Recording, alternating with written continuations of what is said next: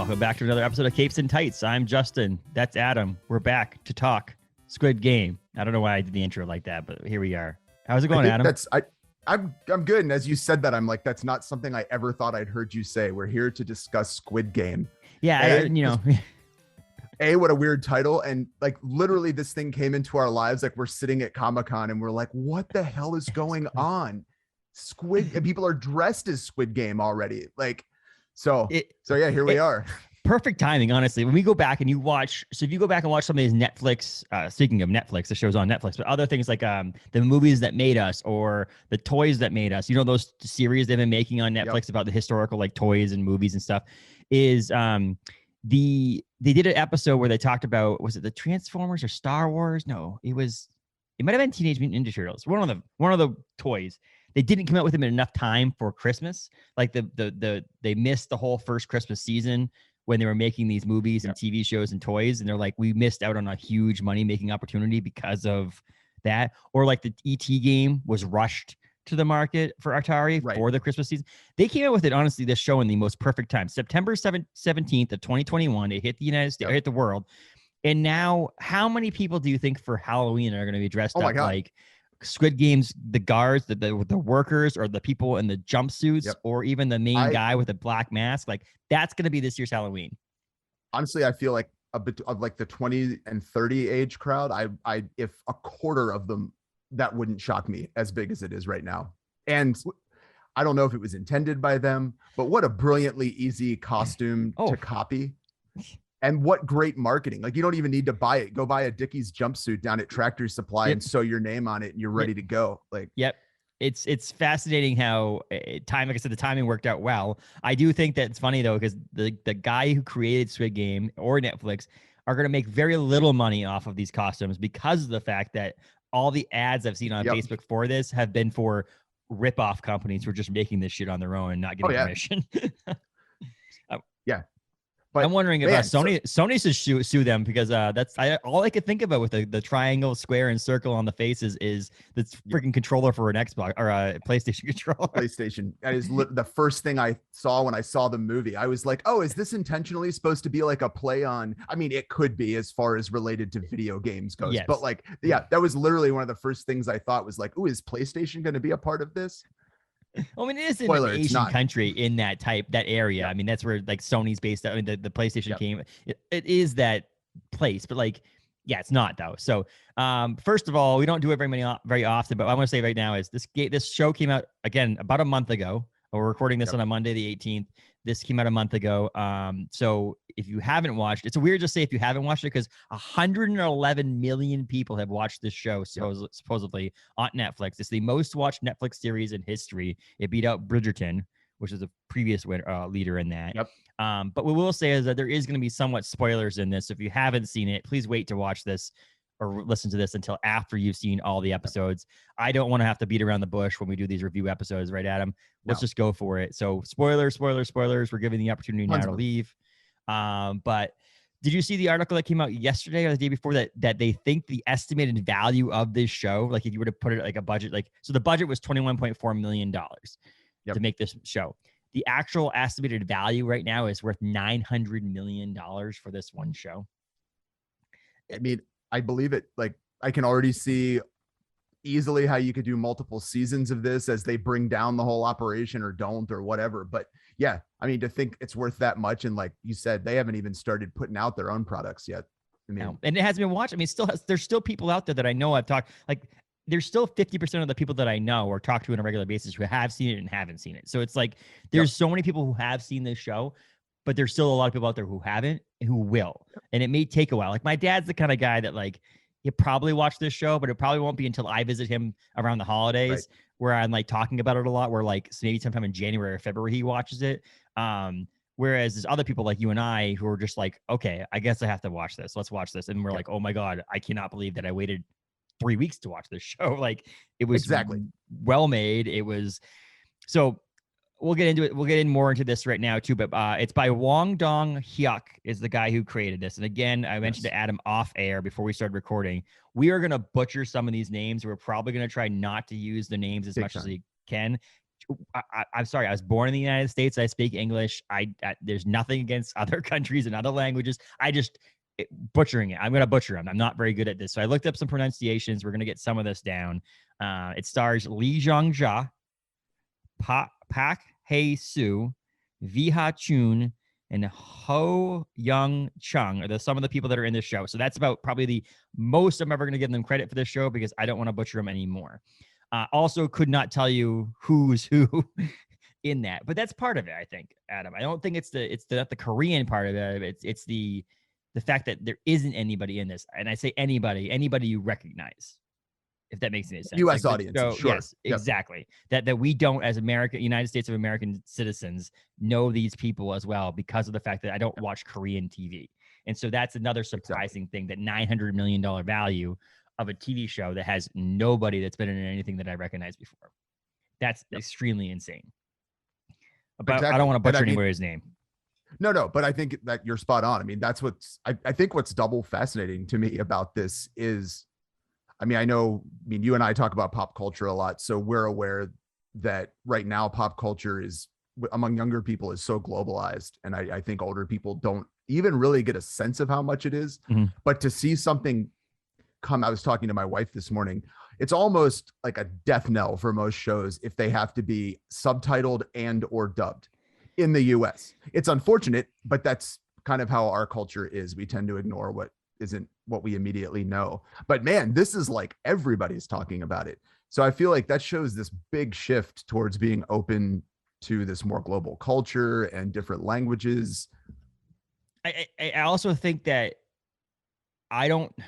if it wasn't so popular right now, if it wasn't on every single social media thing that I opened, if it wasn't something that someone was talking to me around me, I don't know if I would have watched it, because even it took me a while to get to the first episode, not because of the writing, not because of the acting, and not because of the way it was shot or anything like that, the quality. It was because I had to either read the subtitles or listen to the dubbing, and that was hard to get past because I just don't do that. And but I found out that it's worth it on certain things. I still have yet to see Parasite, but I've heard really good things about Parasite, and it won awards. Again, another Korean-made movie. And so to have this barrier that I could actually look past, and it also gives me the opportunity to watch it in multiple different ways, because I could watch the whole series like I did. We watched the whole series, honestly, with both on. We watched with dubs and with subtitles, mainly because I have a 5-month-old, and it's sometimes hard to hear or read at the same time. So it's kind of like if we're holding the baby, I want to watch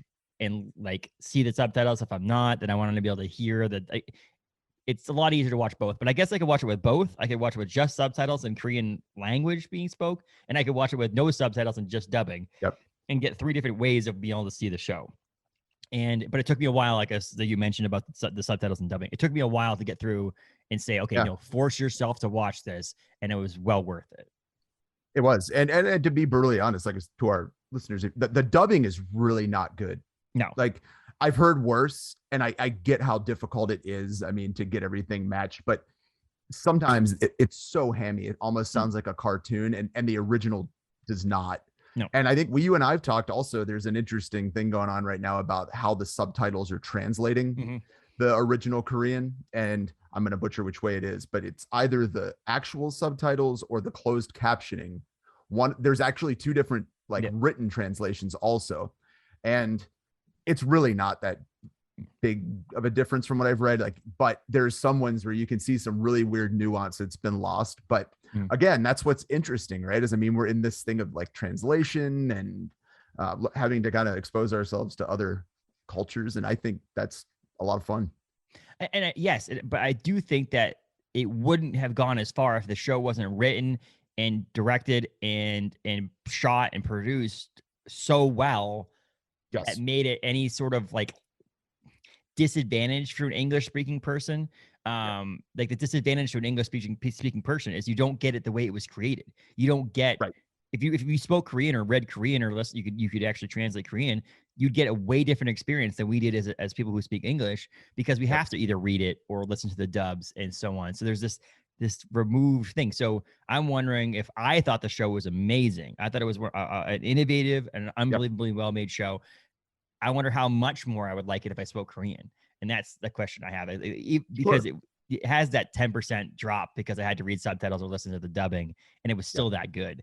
And that's like I said, if it wasn't that good, I don't know if I would have been able to get past episode 1 or 2 trying to force myself to read or listen to dubbing. And on your dubbing point, it's funny because the worst people on the show for dubbing was the main character.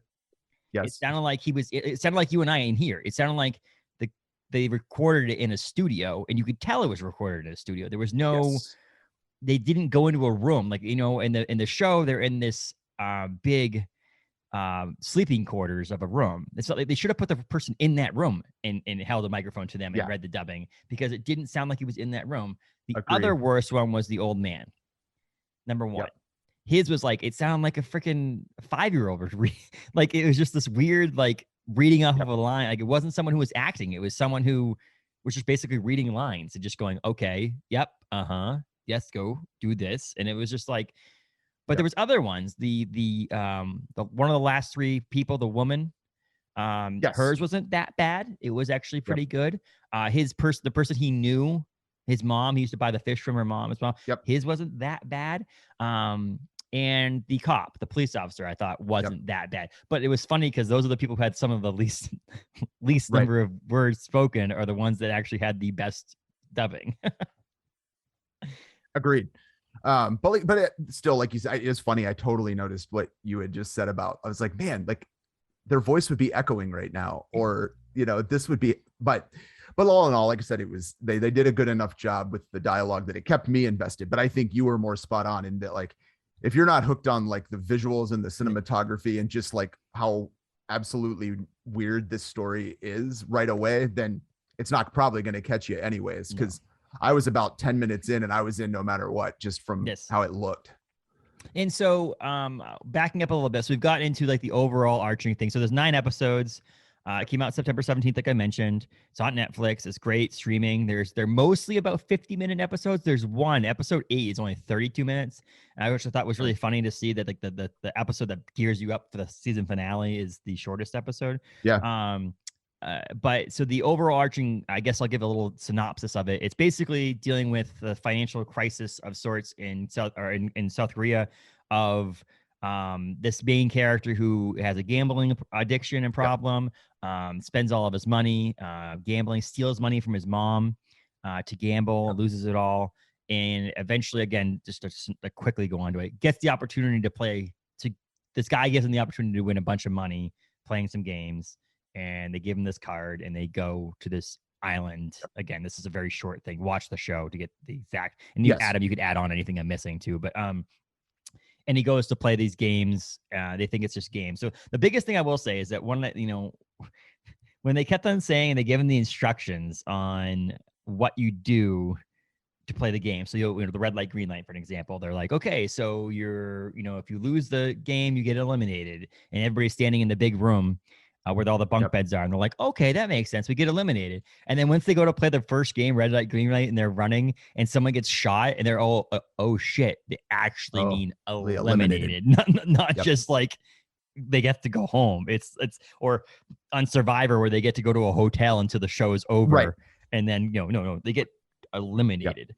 And the look on people's faces are like, oh my god, like, oh my, what's happening is that to me was one of my favorite parts of the entire show, was just like, oh shit, like, and that's why red light, green light I think was the first one. It's because it was, and it really, like, they're really fascinating afterwards and very tense. But the first one was cinematically, I think, the one that you're like, oh, it's just, it's hard to watch. After that, you're ready for it. But I'm like, if I'd have gone into that totally blind, that would have been very shocking. Yes. But yeah, so basically it's if you're tough up, it's those things that you mentioned. Adam's going to talk maybe a little bit about some of the financial crisis part and the sociological part of it, but like anybody in this world, it's the whole discussion I had with people with Walking Dead. And so the Walking Dead TV show, people are like, oh, I hate zombies or the gore or whatever. And like the show is less about the zombies than it is the people who are alive. And in the actual last week, they had the new, or 2 weeks ago, Walking Dead Deluxe, which is a reprint of The Walking Dead. They did the cover, and it's the issue number 24, where in the comic book, Rick says, "We are the Walking Dead." And the high idea when people see the Walking Dead name, they're like, "Oh, zombies." No, the Walking Dead are the people who are alive, Yep. who are practically, because they have the illness in them. Yep. That when they die, they become dead. They become alive or zombies. They're the Walking Dead, and so this show is the same thing. It's like people can. It's what would you do if you were that hard up for money? Would you do this? Would you go to this island and do these games, even though they gave them the opportunity and they all left and still went back and said, no, I need this money more than I care about someone's life or care about maybe dying or whatever, how horrific things that are going to happen to this island. It's still worth doing this thing. And I think everybody in their lifetime, if you're not been brought up in a very, very, very, very wealthy household, have thought about what would you do for a bunch of money. And I think that is a simple, like, that's why some of us Americans can probably be like, oh, I understand this show, because what would I do for a bunch of money? Would you go with the risk of death for what would have turned out to be $38 million in American money? Right. And honestly, I mean, I think that's another part of why this show resonates. Because like I said, in a second here, I'll give like literally a 30-second, because nobody wants to hear a big thing about economies of like what's going on in Korea. But honestly, like it translates to a lot of people right now. I mean, definitely outside of Asia, I mean, worldwide. So I think that's a part of it we're seeing too, is because it's not very subtle, I think, with its messaging, and it's not supposed to be at all. So it does that well. And so this one, people don't have to figure out. They immediately are like, I exactly know what you're talking about. That desperation, that how do I get out of this? And at a point, especially if there's family involved, like I'll do anything to get out of this. Like I said, I'll just do that real quick. It's not that complicated, but emerging from like Japanese colonial rule and then the Korean War, I think, I don't know how many of us really realize South Korea rapidly grew into this. I mean, I wrote it down, the 10th largest economy in the world right now. And we know Samsung, Hyundai, like big companies in Korea. And it's been this huge success story kind of in the narrative of after the war, this country grew and now it's Western. And at the same time, much like we know in South Korea, the gap between the wealthy and the poor, especially the laboring poor, grew tremendously. Ours is bad, but right now it's just currently their household debt in Korea is above 100% of their GDP. So household debt is more than what the country produces every year. In perspective, US is around 80%. So that's a big 20%. But it just gets very complicated in Korea because we have loan sharks here, but it is just everywhere in South Korea. So as the economic system's failing them, they're basically at every street corner, you can find somebody willing to loan you money, somebody to float you for the month, but the terms are just absolutely insane. And Korea's tried to kind of clamp down on this debt crisis by banks curbing the amount of kind of, loans they're giving. And that made it worse because then people still needed the money. Then the pandemic hit. And so kind of, we get this sense of gambling in the game, but actually gambling is really, really highly regulated in Korea. There is horse racing, lotteries, but cryptocurrencies now are big, NFTs, these kind of off the book transactions. So it's like rapidly during the pandemic descended into this weird, seedy underground of illegal loans, basically, not even gambling. So we have a bit of that, but I think for viewers to understand, like it is dramatic in South Korea, this gap between the wealthy and the poor. And it's been like that for a little while too, because this guy tried to make this show. This show is like in like production, not production, but like written and the serious idea and everything has been trying to be made for like 8 to 10 years. Like this guy's been trying to make this show for a while, and it's so perfect that it came out. And it may be why one of the reasons why Netflix was like, hell yeah, let's do this now. Is because now it's so prevalent and again, it's the same thing with the people have been dealing with this for the past 18 months in all over the world, financially having problems, people losing businesses and so on. So that's why it resonates with a lot of people around the world as well. And so it's just so money makes you do crazy things. And seeing him, the main character, his actor's name is Lee Jung-ja. He like to the point where stealing from your mom, who is obviously not doing very well. She's supporting you. You're living with her, and his buddy and him just go to they go to the thing and they're trying to figure out their mom's debit card PIN number. PIN number.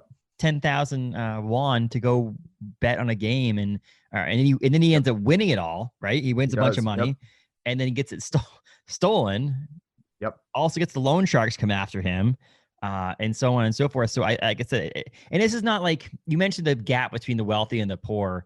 And this is not like, Adam, student loans you have, or I have student loans or whatever. No. This is like, people who owe millions and millions of dollars in debt. There's the guy, one of them is a doctor who owes a bunch of money and gambling debts and things. This is like debt that you can't get out from under. This is not, okay, maybe one day I'll have my student loans paid off with a good job and so on. This is like, what would be better, paying them off or maybe even just not being around anymore? That kind of stuff. Like, this is how these people owe on this show, on the fake part of the show. And that's where that kind of underground element comes in, though, is that, even the people that don't have huge loans, God, they have interest rates that are, they're not something you can pay off. No. So even if you owe, our equivalent of $2,000, at the end of the year, you're in a cycle of you owe way more than you can ever pay back. So even people we see in the show that have these little street stalls, that are selling noodles or, they can't float it from month to month. And so what do you do? If someone gives you the opportunity to win a bunch of money and quickly, quote unquote, easily, if you're into gambling or into playing games is not, out of your question to win some money. And so the guy gets the little card, he plays the little game, which is cool. I actually kind of want to play that game sometime where they throw the colored thing down and try to get to flip over. And it's funny because he's like, I'll give you 10,000 won if you beat me. And then the guy was like, but I don't have, and he loses and he's like, I don't have 10,000. I don't have the money to give you. He's like, fine, I'll one smack. And he smacks him. And that's a great clip. It's a great segment there where it's like, it just shows him like losing smack. And he just goes over and over and over and over again until you see him start to win a bunch of money and he gets to keep the money. And I love it when he wins for the first time. And he goes to smack the dude, and the guy's like, no. You don't have to smack me. I'm going to give you money. If I win, I smack you. You win, you get money. And again, it seems too good to be true because I would play that game. $10,000 for a win, or you get to smack me if I lose. I'll play that game for a while. I don't care. And then he gets the thing, and he obviously shows up at that spot. He gets in the van, and his comment of, "Wow, everybody must be tired." Because they're all sleeping, and all of a sudden they close the door and the gas hits them, and he puts them out, and they end up on. You see the shot later on of the island that they're on, and all those people wake up, and they wake up in the room with all of they're all wearing the same color suit on, and they all have numbers. To me, it actually helped because now I'm like, well, he was 467 or whatever it was, and the woman was 67. The old man was number 1. And it's like you can remember them without knowing their names. Like I don't know any of their names in the show. But I remember their numbers for some reason. 465 and like the woman towards the end, I think she was 67. But they're all recognized by number, and they play these. They get introduced to play these games, and there's 6 games, right? There's the red light, green light, which after the first time I saw the red light, green light, I thought all of them were going to be basically very childish games, like very childish games. Well, I guess the red light, green light is a childish game. The honeycomb one, which is trying to get the shape out of the honeycomb without breaking it. I guess it's obviously probably more of a culture thing, like playing that as a younger person in Korea. Tug of war, obviously, it's a game that we play as a kid. But the glass bridge one, where they like the different glass ones, I'm like, no one played that as a kid, right? I mean, we didn't. No, unless we're making some like weird equivalency to like chess or something there. I don't know, but and then there's the marbles, which that was kind of cool because the marbles, they didn't say how to play marbles. They said play marbles. Here's marbles. Play whatever game you want to beat the other person. And then obviously the last one was the Squid Game, which they explained as the very opening shot of the entire show, which is what they used to play as Squid Game as a kid because the box and the whole thing looked like a squid. And they played it as the last game. What I did realize, I was talking to Dudley at Order Brewing Company about this little series we have here, the different games, is that like the only game that you are basically required to kill someone, like yourself, like that, like after they realize that when you lose the game, you get eliminated. People start to do stupid things. They realize that, like, obviously, as we see when they're in their bunk beds, one night half of the people get killed by other people because they realize, and which is very clearly like anticipated and allowed by the Yes. organizers. To a point. They're like, okay, let's get to a point. We don't want to obviously have one person. They don't want to have the rest of the games not going. And I realize that as you get further along, we'll talk about it in a second about the VIP, that there's a reason why they need to play all the games. But that their only game that you really had to kill someone, like you're responsible for someone else's death, your hands killing them, is the tug of war. So like up until tug of war, the red light, green light, and the honeycomb, you didn't red light, green light. You just did you played. Yep. It doesn't matter. It's the blackjack of you just play your game. You're not playing against the person next to you at blackjack. It's not like poker. Right. The person next to you. Red light, green light. You're just trying to make it to the end. You're not worry about anybody else. And then so if someone else fell, that's not your fault. They died. Honeycomb, again, you're a single person. You're scratching the thing away, and if you get it, cool. Yep. They did have some of that which shape, and the guy kind of knew don't do the umbrella because of how hard it would be and all that stuff. But and then tug of war, though, you're physically pulling someone off of a freaking platform. Ledge, You are responsible for someone to die. The glass bridge, people did kill people because of obviously not taking too much time. But it was a choice. Have to, yes. And then the marbles game, someone else died because you beat them, but you didn't actually physically have to pull the gun. You didn't have to like actually physically shoot them. And then you don't. And at the end, the Squid Game, you do it technically. You don't need to kill him. No one needs to die. You just have a winner. Exactly. So there really only was one game that you physically had to take someone else's life in a sense. And so the rest of them were just playing your own game. I just thought that was a unique individually fact that like most of the games are just, you need to focus on yourself and win yourself. Don't worry about other people, except for that one. The tug of war one was actually right in the middle, basically. Which is fast. The tug of war one's crazy. Of course, we all know they're tied to the rope. They're chained in and locked. And then, which is fascinating. I didn't realize the first time through, the old man is not padlocked to the rope. Oh, really? I didn't notice that. I read it and then went back and looked. It goes over everybody, and then it slowly pans over him, and he doesn't have locks on his, which nobody noticed. But now you would have been like, wait a second. And so to talk about that, again, this is spoilers, and we don't have to go in any chronological order, but I will say right now that Taylor was kind of not upset with me, but like kind of like, what? When I called, so there's a scene when they're up in the is it the leader or the showrunner, whatever his name is, the guy that wears all the black, the front man. Yes, front man. When they're upstairs at his loft area, and they show like the mouse head or whatever it was, and the guy gold head and puts it on his head. At the moment he puts it on his head, and you see the back of the guy's neck, I said, that's the old man.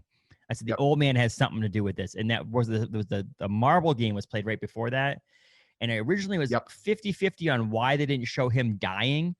One was he's an old man in real life. Like, he's not just playing an old man. The guy is an old man. And so like when you see someone get shot in acting, they have to act like they got shot. So they have to fall to the ground. And I'm like, well, maybe they just want to have the old man fall to the ground and break a leg.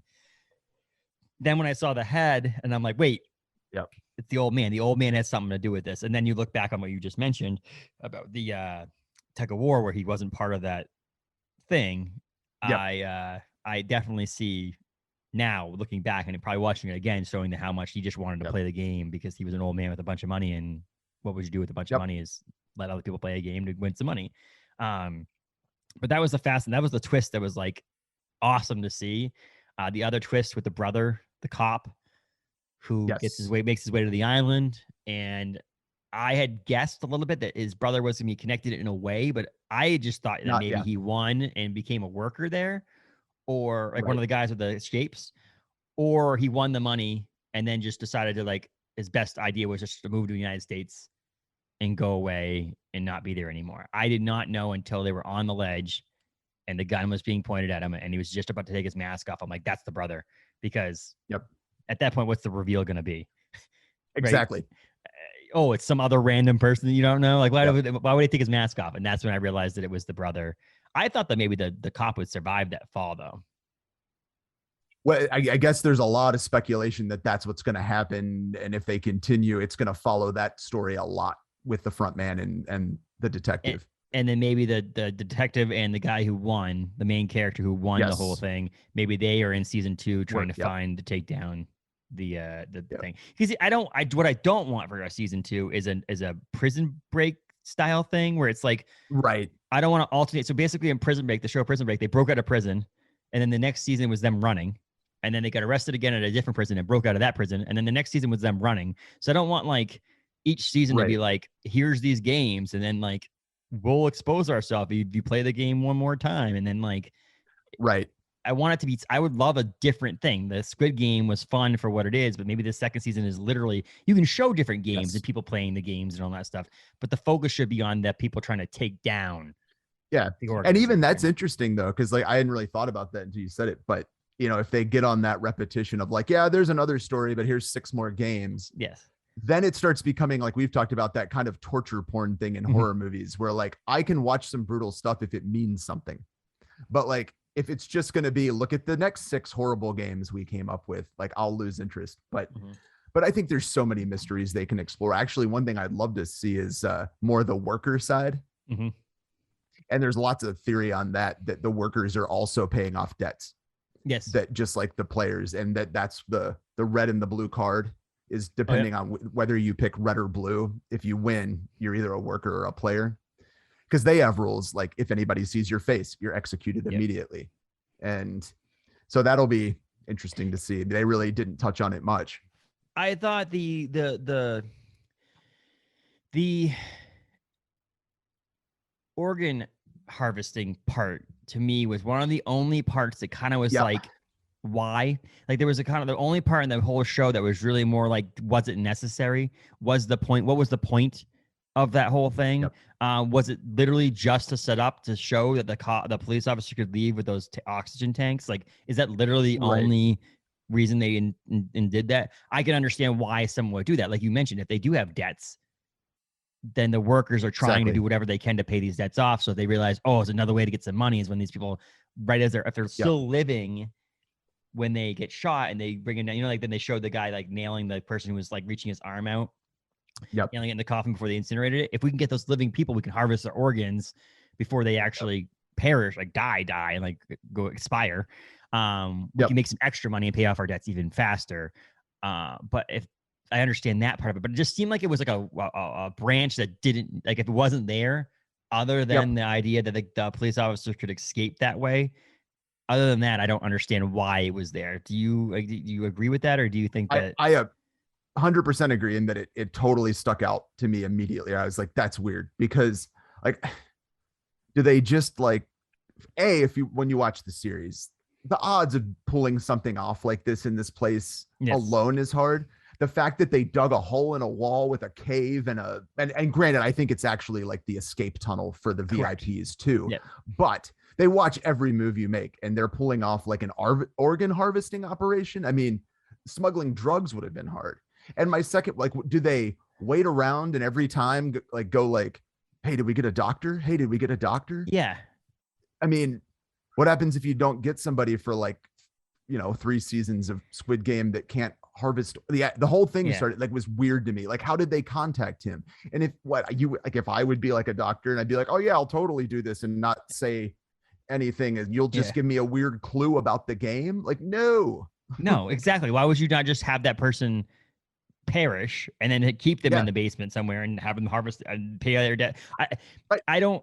The other part is they don't talk to each other. None of the guards talk to each other or the workers. So how do they communicate? How does the person in the security room know what camera to delete at what time? How do they connect and all that stuff? So it was just, that was the only, I honestly think that was one of the only faults. I actually think that this show in some way, shape or fashion is nearly perfect for the scenes that worked. Like the acting was great. The filming was great. The storyline was amazing. This part to me was the only part that was really kind of like, and then at the end when he wins, and he gets the 46.5 billion won, which is like, I did the math, I did the Google thing, which is like $38.5 million in US dollars.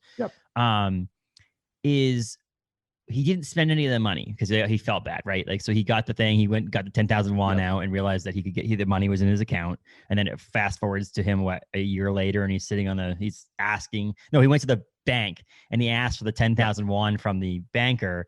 And he goes and he sits on the bank shore of the river and he's drinking his soda or whatever or beer, and he doesn't spend it. I said, well, if you feel guilty, why wouldn't you take that money and do something good with it though? Like, why would you just let it sit there? It's their money. It's now in your account. But why wouldn't you go like pay off a bunch of debts, buy a bunch of like give money away? Like, why wouldn't you just do something nice? I understand he's guilty, but if you're guilty, try to fix the guilt, not just sit there and wallow in your own shame. My one weird like thing I've thought about a couple times from that scene is he goes to the bank. He has this like, was it $40 million in this account?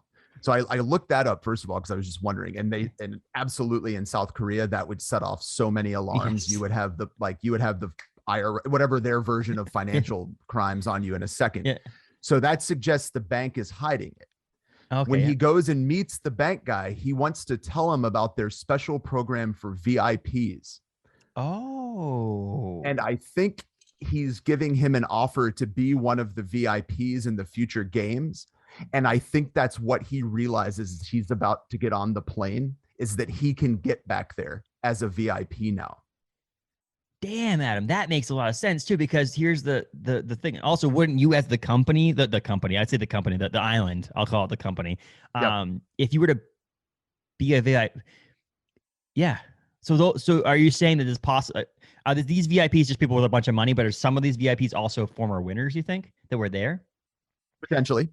Because they know the games. They're not surprised about some of the games. They're not like thrown off by what's going on. Exactly. They know their actual games. And that makes a lot of sense because obviously, like you said, it would make sense. I mean, in the United States, they'd probably figure out something. All of a sudden, nowhere, my Bangor savings bank account had $46 million. They would, like overnight. They would. And so in a country like that, where there's such a discrepancy on that too, I mean, some sort of federal organization would understand this. So knowing that maybe the person who works at the bank also is in on the whole thing as well, and handles the VIP thing. I know that didn't strike me till like late last night. I was thinking about it and I was like, they make a big deal of that banker saying, we would like to tell you about our VIP program. There's no way that that's not meant to be, because VIP is the name of one of the episodes. Mm-hmm. So I don't know. We'll see. But I have a feeling that right when he's going to get on the plane, it clicks for him that like, holy crap, I can go back as a VIP. And they have way more latitude than the other people that are there. I mean, clearly they're like, if there's anybody that's going to get to have a little bit of time to themselves to investigate or whatever they want to do, I mean, those guys like basically can say they want to have sex with anybody that works for the company. Yeah. And it sounds like that. So they get what they want. So I don't know. That could be the interesting angle next time. And I also was, Taylor and I were kind of like yelling at the TV, like, just get on the plane. Just get on the plane. Why are you going? What are you doing? Go see your daughter. You have the money. Go see your daughter, man. But that, that being getting the idea that you can go back, but he also answered the phone and they know now that he's like, he said something about wanting to figure that out, that it may not be an easy opportunity to go back, but it'd be interesting to see. Like I said, at this point, I was telling some people from work, there's no way they don't make a second season. There's just like they already talked about doing it, but like there's no possible way. That's printing money for Netflix. Like there's no reason not to. Even if it's one more season of 4 or 5 episodes and it's done, like there's no more from that point on. But I feel like you got to go for season 2 because you have to. There's some unfinished storylines that need to be tied up, as well as it's again printing money. If you think that this first 9, it's $100 million per episode valuation on that. 9 episodes for $900 million. It's crazy. It's insane. And so I still am fascinated with the whole model of Netflix, because like you and I spent $0 extra to watch this show. Yep. Like if you have a Netflix subscription already, they're not making any more money off of me. Like they automatically have already made the money off of me. So adding new programs like this that cost $21 million to make, no money came from me. So like to me, it does seem weird. But then if you look at the fact that 111 million people watch this show, multiply that just by the minimum one is like what, $10 or $13, whatever it is. Do the math on that and think about how much money each month Netflix makes off of subscription fees. And Netflix is being really smart, I think, in that they know that Disney got them. Yeah. There's just nothing they can do about that. And the other ones that are getting big are now making Netflix kind of one of the pack. Mm-hmm. But I feel like lately Netflix has gone all in on international films and just saying, you know what, we're going to dub them all. We're going to, even if it's not the best dubbing. And I think that's brilliant, because when you remember that, like, they have a whole world audience, like, they're going to bring so many new films to the US. And if you think about it being Korean or Japanese or Chinese or any of that, Indian, There's more people in those places I just mentioned than there are in the United States. So like, there's way more people to watch this. There's more or eyes to be on this than there is if you just think about just focusing on the United States. If you think about worldwide versus the United States, if you chose between doing worldwide minus the United States or just the United States, it would make more sense to do it worldwide because of that there's more eyes in the world than there is in the United States. Then if you do worldwide plus the United States, that's even better. So like, it does make a lot of sense. And you, again, you have to be captivating. It has to be a good story. It has to be filmed correctly. It has to be directed and produced correctly. If not, then you end up with a shitty show with dubbing. Yep. And so what they were able to conquer with this is they make a very well-made show. And as selfish, annoying, arrogant Americans, I'll throw myself in that category, Adam. I was surprised in how well it was made. It's annoying for me to say that because I think that as Americans, we always think that we do the best of everything. We're the best at all the stuff. And to think about watching that show and seeing the actors and doing all these people that I've never seen in my entire life and see locations that I've never seen in my entire life in a language that I don't speak, you immediately just think it's not going to be as good as, Stranger Things or whatever. Like it's immediately to me was like, oh, it's a subpar show. It was filmed and directed and produced, and everything was done just as well as it does in the United States. And so, if not better. So it would have been interesting to see this side by side if they would actually just made this in the United States. Like if they just took the story and hired American, like had it released worldwide or in Korea, in China, and all those places over in Asia, released that version of it, but then remade it for the United States. Yep. I wonder how I feel like the odds of that happening are like greater than 80%, that if this keeps going, they're just going to make a full US cast version and it's not going to be as good and it's not going to have the same meaning. But I feel like it's going to happen if they can do it because they could tweak it a bit to. They did it with The Office, right? Yep. They remade The Office. That was just from Britain to or UK to the United States too. They both speak the English, just different jokes and different words and things. And then you have like the what was that show? The History Channel, the car show. They did that. They did the United States version of that, and they did. They've done all. They've done. I forget the name of the show. Top Gear. And so they've done that already with English speaking. So I was just surprised to see that they do it. I wouldn't be surprised if there's some sort of anime cartoon at some it'd be point, fantastic for that on this too as well. And because it's very easy to do in a sense, like there's like 3 different working characters with different shapes on their face. And then like, or what they do is that there's a version of this in the United States. Like that would be kind of cool too. If they did a spinoff. Well, that's someone does this in the United States. It's someone that's connected. It's a worldwide organization that does this. To tie it into the bigger story, that would actually be probably, now I haven't had 30 seconds to think about it, but that's now my preferred method of continuing the season. Because you could almost like at the end of season 2, you could almost be like, oh, he took down this island. Then he finds out this is not the only one, that there's one in India and there's one in UK and there's one in the United States, there's one in Mexico. And which I think the VIPs, when they come in, are talking about their games. And the one guy goes, Korea always has the best ones. Mm-hmm. So that it's open to that door already. And now that might be referring to like maybe other Asian countries. Correct. Although if I believe some of those guys don't get subtitles because they're speaking English, correct? Yes. Yes. At least one of them. Yep. So I think we do have this idea that, we know that there's an African too, based on their accent. So it might be these guys are all winners from their respective Squid Games. Or they're now they get. Or they're yes, because the brother is the leader or the front man of this Squid Game, that one of the other guys could be the leader at another Squid Game or game. That would be fascinating in that whole thing of where they make them, yes, you're all dying and yes, blah, blah, blah, but it is equal. Like nobody gets, a special like edge in this game. Which would be funny to think. That would be crazy if what's happening is you also can't buy your way into the VIP status. You only can be a winner of the games. Yes. To get VIP would seem like it's part of that equality thing. Mm-hmm. And from a symbolic level, like as soon as people get their money, they forget where they came from and they go be VIPs. Mm-hmm. Well, but here's the deal. So we had the good guy, the guy with a good heart with problems winning, right? the main character has a great heart. He cares about his mom. His mom gets sick and he understands that and cares about his mom. He wants to take care of his daughter. He just doesn't know how. Yep. And he wins.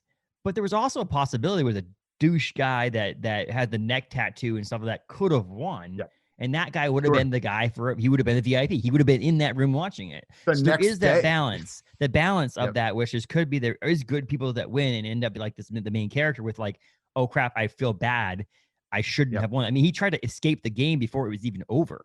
Like twice. Like he was part of the original people, and then he was a part at the very end when the VIPs are like, he's about to win the money and win, and he's asking to stop the game.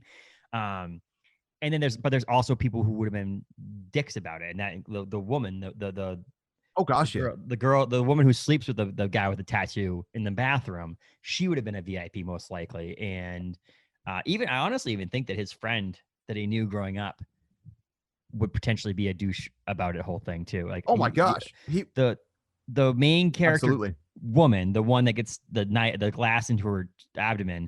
She probably would have been not similar to him, but still done good things with the money, looking after her brother and all that stuff. But there are definitely people in there who would have been horrible people if they would have gotten the money.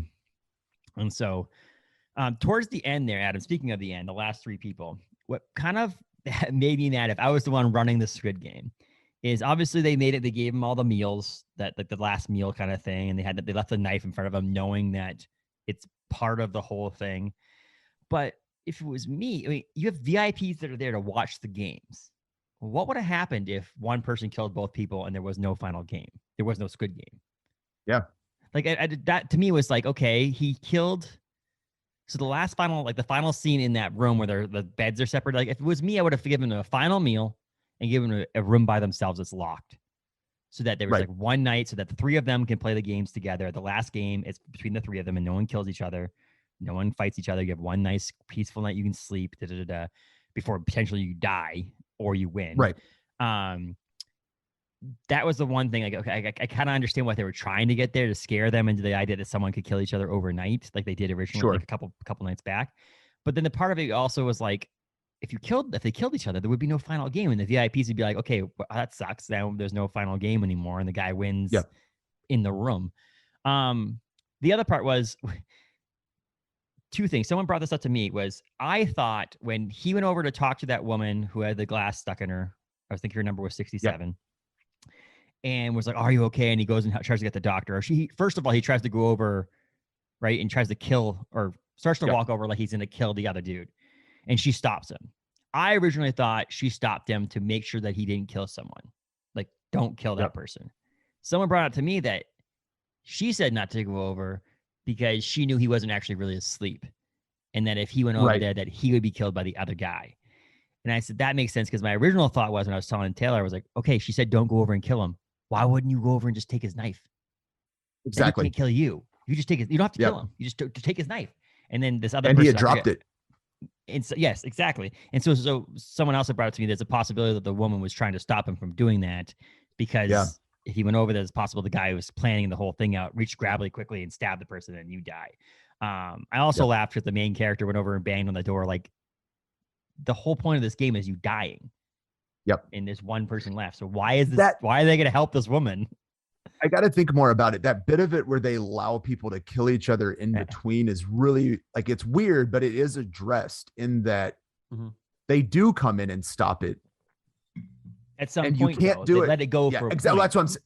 Exactly. And I think that's where it'd be fun to have like another season that's more behind the scenes of the other side, like what their rules are, how that works. Like, why did they let that happen, but then not let that happen? Like, is that just a control thing to keep people off balance? Like, but it is interesting. Oh, and with this, because the mystery part of this whole thing adds on so much more levels of an onion that you could peel, that adds spinoffs and animated shows, like I mentioned, movies, because what about a prequel? What about a season that deals with a brother who's the front man now? How did he win back in 2005 or 15? I mean, back in 2015, he won. So show that Squid Game, like, who won. Exactly. Well, but like, how did it come about? Why is he there? And what's really interesting now that you said that, I was thinking at least from what we've seen, the books went back to 1999 for the Squid Games, which is interesting. That the 1997-98 was the big Asian financial crisis that kind of kicked all of this off. So that would make sense. But yeah, I mean, you could go back to like a late 90s kind of theme with a season, and that would be, that, like you said, that would also be very popular right now because we're all very into the 90s. So yes, and show the younger version of the man. So the old man is exactly how old? I mean, he's probably in his 80s, late 80s probably in that show. So make him cast someone that looks similar to him back in his 60s and show why, when he made the decision to start giving away that customer kind of money. Honestly, go further back to start off with the first couple episodes and show how he made his money. Like, why is he so wealthy? And so then show, you know, the beginning of the games. They did Saw. There's like 9 Saw movies. And I totally can show parallels between the two, between, you know, obviously it's not money based, but it's like Jigsaw trying to, you know, clean the world of some bad people and stuff like that. And like doing the game, want to play a game. And the parallels are there. And so they have released movies that are like, how did he get to the point where, you know, Topher, what's his name? What the actor's name, I forget his name, but whatever, Jigsaw, how they got to that point. So you could easily go back and be like, how did the front man, why did he get to that point? How did the guy who started the whole thing get to that point? And then again, like I said, if you wanted to do Squid Game US, and it's just like, okay, there's people in a financial crisis after the pandemic is over. People are in a financial, you know, hole. And how do they get out of this hole? They play this game and it's on some sort of, I don't know, island or some sort of out in the woods somewhere in Montana or Alaska or something like that. Well, and you mentioned Walking Dead a couple of times, and that's a great kind of model to look at. Like Walking Dead lends itself well to that. You can go anywhere with it. It's happening everywhere. And so, yeah, I think that's what we're into right now, right? The big universes. And so. And it also proved to me, who was it that told me this? I forget who it was. Someone mentioned to me, it shows how crazy the world is right now, that this is what we're into. Like this, what mindset people are at right now, that we're excited about our show where people die or don't to win money. You know, how much of a mind screwing show this actually is, that we're in this weird world now that we live in with the pandemic and being trapped in our houses and all this other stuff, that this is what we want to watch.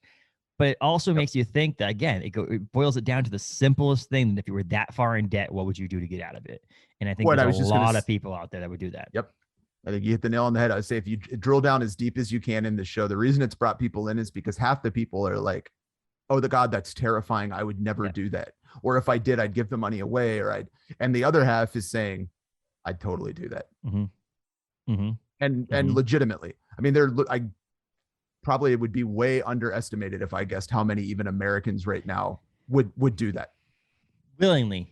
Like not even, and like how many would, like knowing that if you go there, you're going to die. Like they don't go there to the island originally knowing they're going to die. They just know they're going to go play a game to try to win some money. You're on jeopardy. You know, that's at the beginning, they're on jeopardy to win a bunch of money. They don't know what they're going to do. They're play some games and win some money. They don't know until red light, green light, the actual first game, they're in that room, that they're actually going to die if they lose. And so I think people now, after watching this show, would still choose to go there if they were that far in debt and that hard up on their life, knowing that they're either going to win a bunch of money or die.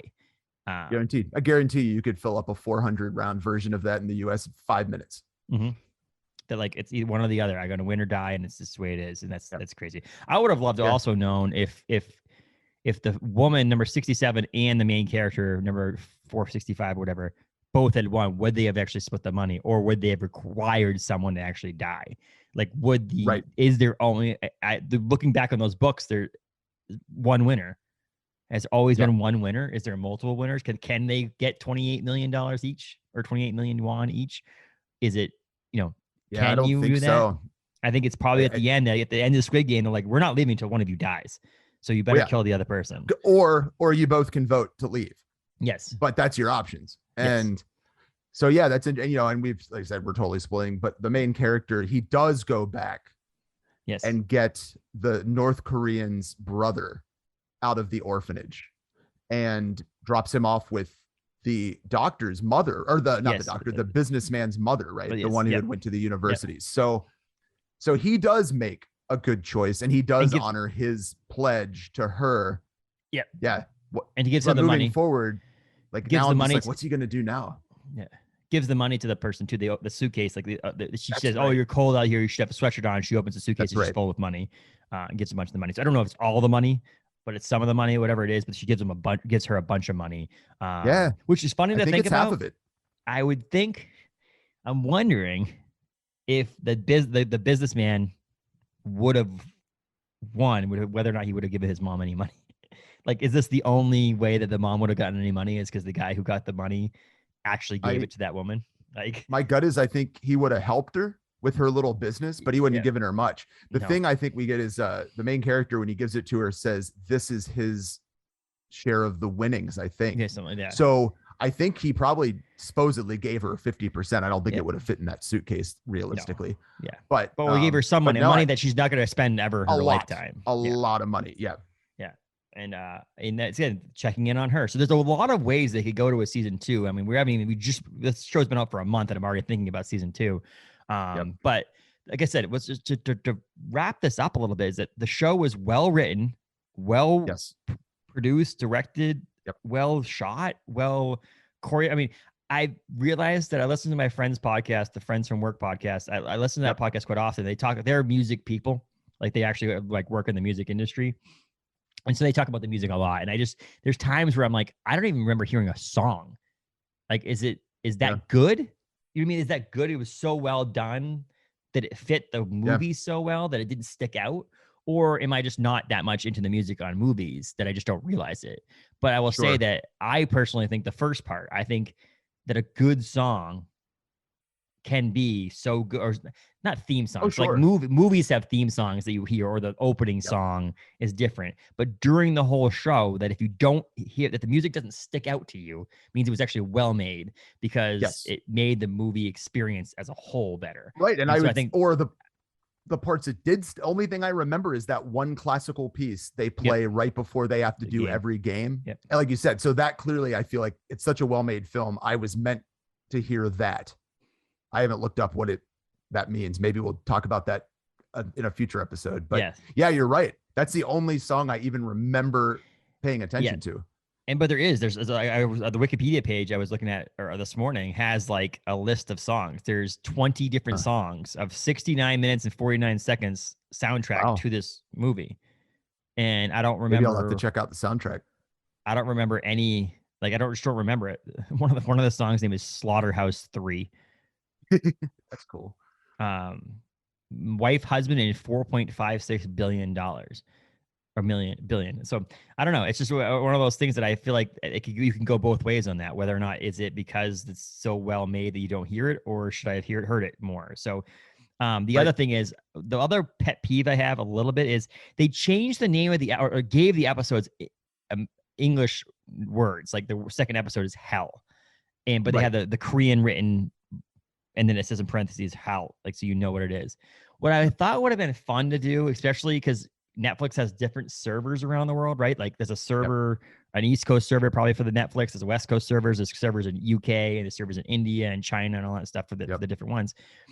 So there's like shows that are on Netflix in the UK that are not on in the United States. Like there's licensing deals that are different. So why they decided to keep the Squid Game title screen all Korean with the different shapes and all that stuff on it, and not, I thought it would have been cool to show that, and then the next slide be Squid Game in English, in whatever language, because, or whatever language, whatever place it is. Because I felt like you have subtitles, you have dubbing, and you have the title of the episode in English. The show itself never had. I mean, the title screen on Netflix says Squid Game. Why that wasn't in the beginning of every episode, I thought was kind of a thing that I would have liked to have seen. Again, not trying to change it. It's a Korean show. I just know that you did a bunch of stuff to make it so that someone who speaks English can watch it. That was the one thing I thought it would have been nice to see the Squid Game written in the logo. It was cool how it was animated to the point where it showed up and the different shapes were in there and all that stuff. But I definitely think that I'm glad they explained Squid Game right off the bat, because that's, I think, and I mean, you and I know how kind of in pop, I think there's a lot of people that are just turned off by the name of the show. And you have to like explain to them, no, it's it's a real game that kids play in Korea or used to play in Korea. So that's another one. I think like if they hadn't have done that, that would have been another just people right off the bat would have been like, see, this makes no sense. Yes. Like, well, and it's one of those things that people call, I used to work at Best Buy. People used to call like thumb drives or like whatever, scan discs, and SanDisk is the company, and UBS ports and all. Like people just, the number of times I've heard someone say Squid Games, like the Squid Games, like it's like the Hunger Games, the Olympics, right, the Olympic Games. Exactly. It's Squid Game. It's because the game itself is Squid Game, and that's the final game. And honestly, for some reason, did not see that coming. How stupid I was about that. That the last I didn't game was either. Squid Game. Did when they walked out there. Yeah, I distinctly was like, well, crap. Yes, of course. That's the final game. The final game. Yeah. Like and it was funny because I'm like, it is more childish game. If you think about all of them, I guess if you think of the bridge with the glass could be like hopscotch of some sort because you're jumping from thing to thing, and so it's a version of that. I mean, tug of war, like I said, the honeycomb one, the red light, green light, marbles, they're all kid games. So like a Squid Game is a game you play as a kid. It does make sense, but it was funny. Like once I saw the beginning opening scene, it was more to me was they were just trying to give you a sense of like Korean culture. Right. The first, like when that black and white first episode opened up and it showed you how to play the Squid Game. To me, again, it was just like, we're putting you into Korea now. Like this is what you're looking at in South Korea. This is what we used to play for games and so on and so forth. And then the show started and I completely had forgotten about Squid Game, the game. And it was funny when they came out and I was like, oh my God, duh. Squid Game is the final game. Like it would be stupid not to be the final game. And it's the game the older kids play. I wonder, I didn't even think of, I wonder if the progression of games is from childish to older games. So red light, green light, cut the little shape out, but then you're doing like hopscotch, marbles, tug of war. And then, because in the beginning they make a big, like Squid Game is what the older boys play. So they might, but yeah, I'm with you. I still didn't think about it until it happened. And I was like, oh yeah. And speaking of games and marbles, so a couple things I wanted to quickly say at the end I forgot to say earlier, which do you think that the older man, number one, wanted number 465 or whatever to win? Like, do you think from the beginning he was like, did you think he had a progression to put him in a way, some sort of way to get him to the point where he'd win? Or do you think it just happened to be that the storyline was written? Like it was just ended up being that way? Yeah. I don't know. The old man's involvement in the whole thing makes that kind of, because like he's the choice making vote that they go home. So like I feel like, is he ending it for them just to make sure that who comes back really wants to be there, or does he want to leave because he's like, oh man, this is, but I don't know, because by the time it gets to that one, knowing that he's a part of the game, I don't really know what maybe it was just that he didn't expect anybody to be nice to him, and the main character like looks after him the whole time, and that leads to that where he's like, we're Gian or whatever, we're friends, you know. Because he also seemingly is going to leave at the point that they're supposed to pick marbles partners. But Gian picks him instead of the younger person who might be who he needs for the next game. So yeah, I don't know. I have no answer to that. And that's funny because he probably thought he was going to be left out of that marble thing. Yeah. And he couldn't say no because it would give up a reason why. Or why would you say no? The anticipation is that if you don't get picked because it's an odd number, that you actually are going to die. That person's not going to be there anymore. Why would you do that? Go that far and just say no. And then like in the tug of war, he wasn't chained. So if they'd have lost, would he have pulled out and not died? I mean, the night where they're having that big, where everybody's killing each other, like he's up there and he's like, I'm scared. Like, would the guards have never let anyone kill him that night in that room? Like, I don't know. I have no answer. If they gave it away, they gave it away. It's not like, they could just be like, this is the guy who runs it. It's not like it would give away the games to the point where people wouldn't still want to play. So like, it could be that the person did end up almost dying. He could have been saved by someone. He also was wasn't he the one that basically told them how to win tug of war too? Yes. So he wanted the team to win, obviously. Yep. So I was just trying to think of that. And also the marble, the fact that no one, when they went into the room with the city layout or the town layout to play marbles, I'd said to Taylor, wouldn't that be crazy if they were going to play each other? I didn't guess that's what was going to happen. I just said, wouldn't it be crazy if they were going to play each other? And then they said it, and I'm like, holy crap, that's crazy. I can't believe they didn't either write it in to the right before that to have someone think about that, like someone logically think about like, Right. we're picking partners. Maybe we're actually not picking partner, we're picking opponents. I'm kind of glad they didn't, because it did have a cool surprise, but it was fascinating to see all these people picking people who they wanted to be on the same team of. Exactly. And having to actually play the other person to kill the other person. And then the fact that they're like, oh, the woman, she's the last one out and she died, and they end up going back there and she just didn't even have to play. She got a bye week, and she was able to sit there and relax and wait for them to all come back. And the look on their faces was like, oh, maybe I shouldn't have been the one that wasn't picked. So I could have just stayed back and won. Again, it makes you, I could talk about this for probably 3 or 4 hours about the fascinating things that we were able to write into the show. The fact they were able to write this show to the point where it was, and produce and execute the show to where it is. I mean, the show itself is highly rated on IMDb and on Rotten Tomatoes and all those things. Again, 111 plus million people have watched it on Netflix. It was, $21 million is also not a huge budget for a show. If you think about it, like, no, it's not a massive budget. Obviously the sets are pretty easy because they're mostly on the island, and they did a couple things in the, the sets are brilliant. I mean, all you need is some stock photos of an island. Yes. To tell them where they are. And someone also pointed out to me quickly, as we wrap this up too, that actually, if you watch the show over again, all the games are shown on walls and things like that as you progress through the show, that you actually know what's going to happen later on in the game. They were there the whole time behind the beds. Yep. And so you saw what was going on. You could actually pay attention to what was going on throughout the show. If you actually pay attention. That's, again, I was saying, you could probably watch the show 3 or 4 times through and get something new out of it, which is a huge thing to me. There's definitely shows that you don't get that out of it. I mean, even if we'd spot watched parts of the series, that's something we could do, in a few months, is like think about it again, kind of watch some of those, because we can use the guides to look at the stuff we missed, but maybe it'd be fun to talk about it again after we think about it, because I'm like you probably could do like 5 episodes on this if you wanted to. There's a lot going on. Exactly. So I'm glad we watched it. I'm glad this was cool. I was really excited. It was like funny too. It was like not on the radar of something we should talk about right away. No. We realized that we are a pop culture podcast, so probably something that we should talk about. And it wasn't until I watched, like, it was like maybe it was episode 6 or 7, and I texted Adam and I'm like, Adam, I know you're away, but like, watch the show. We need to watch it. And you're just like, oh yeah, I could definitely do that.